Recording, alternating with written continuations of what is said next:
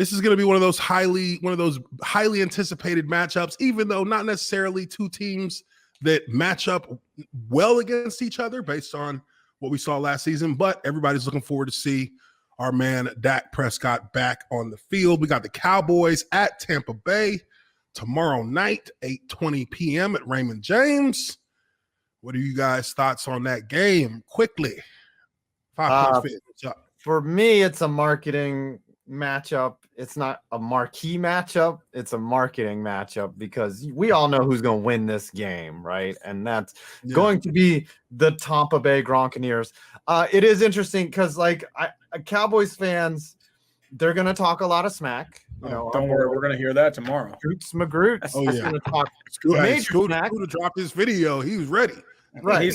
Cowboys are going 15-2, right? Right. I think, Cowboys fans, they get down 30. That's the time to talk shit, right? They're like, well, F you and F this. But no, I think they're looking for their optimism is that their win from this will be, but Dak looked good. That looked good, right? Uh-huh. But we know that Tampa is ready to defend their crown. They're ready to come out big and strong. They're returning 22 starters. I don't see how they got worse this offseason, unless Tom Brady turns into the dude from Indiana Jones and the Last Crusade, where he drinks the wrong cup and just fucking dies instantly. Then you're going to see Tampa just roll out on this. In fact, if I were a gambling man, what's the line on it right now? What's the money line? No, I see the money line. What's the point spread right now? Take a look. Let's see. Point spread. Let me see if let me log into DraftKings. Use code promo clickbait. Use promo code Uche. For best ball. Spread is Dallas Cowboys plus 7.5, Tampa Bay minus 7.5. Okay, minus 7.5. I mean, I'll take that. Touchdown. I'll take that on Tampa. Yeah. No, I feel like it's going to be closer because I feel like Dak is going to will them just because it's Dak. He could. I mean, unless his shoulder's still really messed up, which we never really got a clear understanding of what's going on. It's Bucks minus 8.5. 8.5 now. Oh, yeah, that went up even. Yeah, should have got in on earlier. I still think they win by 10 points. So I'm going to take the Bucks here. Bucks for 5 points. I assume you're taking the Bucks too, Tree. I think we all taking the Bucks on this one. Yeah, at home, they just got their championship. Yeah, they're gonna hang. No reason why the Lightning are probably going to do their thing too. I mean, yeah, it's always a promotional matchup. But we had New England, Kansas City a couple of years ago, and it's like the big event. The only times Thursday Night Football makes sense, first week of the season, Thanksgiving. And maybe the final week of the season or something, or Christmas, but that's it. I feel like they shouldn't even start Thursday Night Football till the second half of the season starts out. But the problem is that the NFL wants money. That's why. Now, you as a player, when Thursday came around, I bet y'all hated that shit. Oh yeah, I mean, it's one thing, I guess, if you start the season with a Thursday night, because you're not going to you don't get a second one. Mm-hmm. But unless you're the Jags. Well, don't forget the Thursday Night Invitational. Tennessee versus Jacksonville in Jacksonville. That's the quintessential Thursday night matchup every year. Oh yeah. And we usually see Derrick Henry break a 90+ yard run each and every year. Mm-hmm. To just punching people in their faces. Honestly, Thursday night games, never liked them. Never agreed with the template for having us go from playing literally on Sunday, sometimes on Sunday night, to just going straight to a Thursday game. Your body's not ready. Though a lot of those games, guys are drugged up playing those games so that they just don't feel nothing, because you don't want to feel nothing. But after the game, though, do you get the weekend off?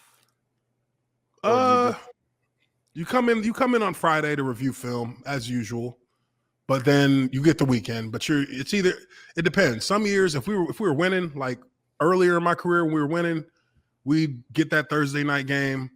We'd come in for a quick session on Friday just to watch the film, go over the film. We wouldn't even start our game planning for the next week.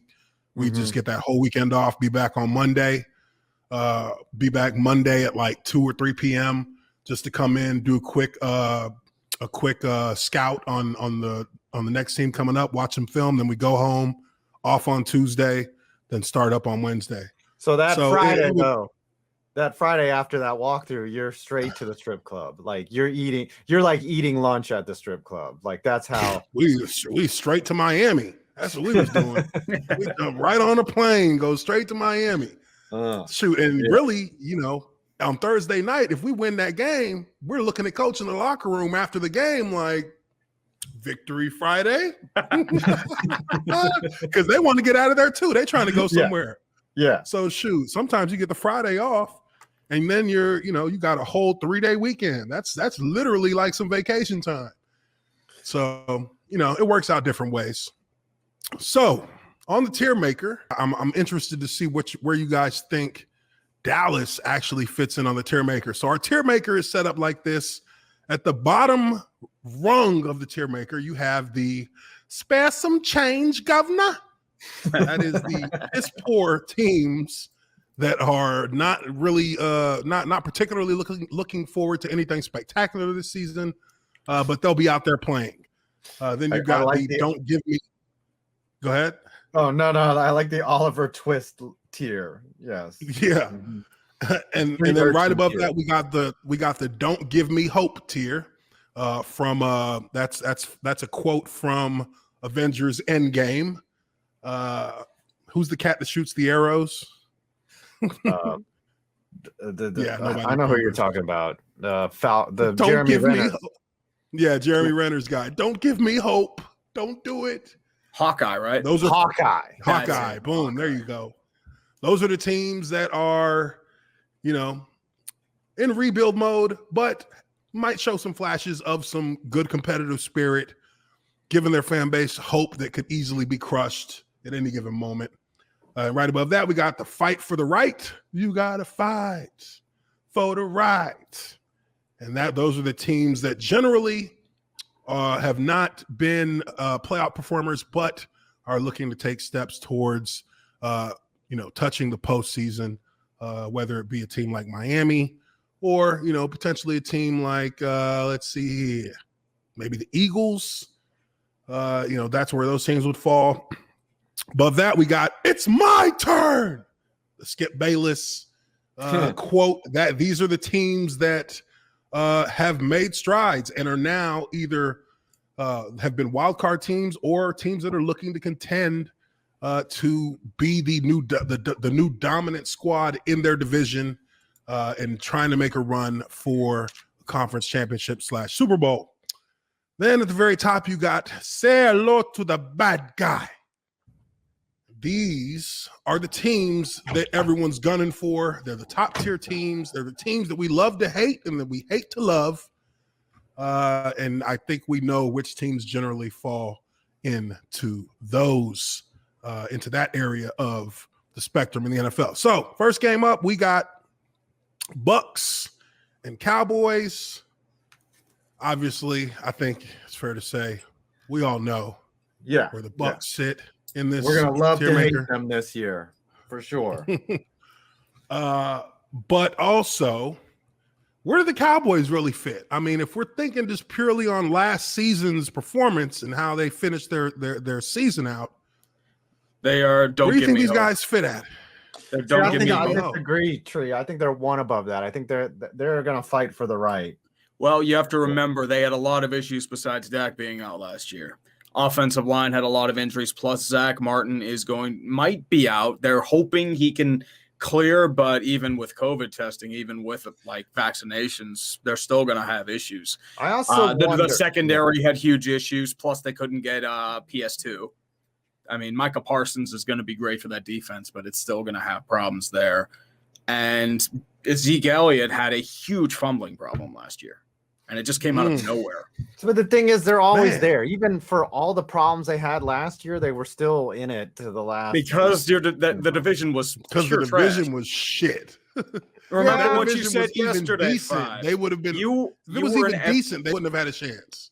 you were an Evan Engram catch away from making the playoffs, and you shouldn't have been anywhere near the playoffs. Yeah, but don't take like that. That's a contextual thing, right? You're as good as your competition. So to me, like, yeah, they were in it all the way till the end, even though they sucked complete ass. So I think that they're going to be in that right in that middle tier until otherwise. I'm hoping they're going to be down there.